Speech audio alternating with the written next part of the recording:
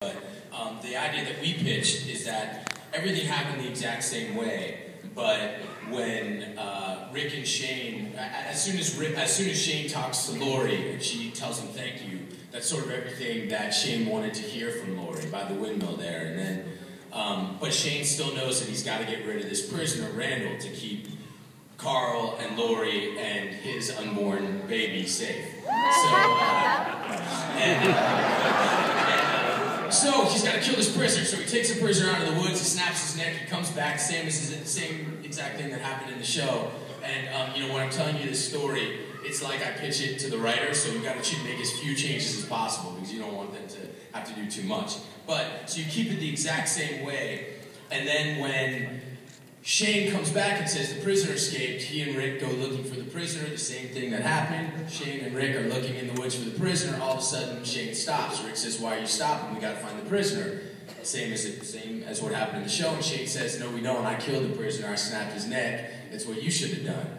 And Rick says, "What are you talking about?" And Shane draws his gun, same as in the show, points his gun at Rick. It says, "Come on, be a man, you know, I'm right here, let's fight for Lori, let's fight for Carl, I'm the father," all that kind of stuff. And as in the show, Rick takes his gun and says, "I'm not going to fight you, man, you're my brother, I'm not going to go there." And this is the first change.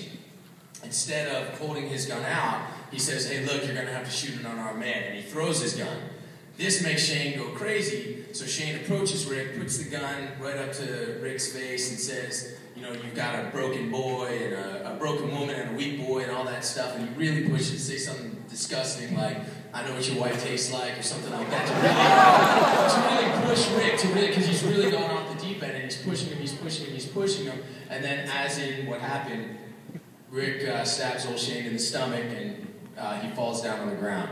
As Shane starts to reanimate into a zombie, he starts to get up. But now remember, that change I said, Rick is throwing his gun. So when Shane starts to pop up as a zombie, Rick grabs Shane's gun, which is right there, and points it at zombie Shane, as zombie Shane's coming towards Rick. And Rick points the gun at Shane, and it just goes click, click, click. Then out of nowhere, Carl blasts him, and Rick looks at the gun, and he sees that the gun was never loaded. And so Shane brought Rick out into that woods to make him kill him. And see how we're getting kind of a half applause? That's sort of what I got from the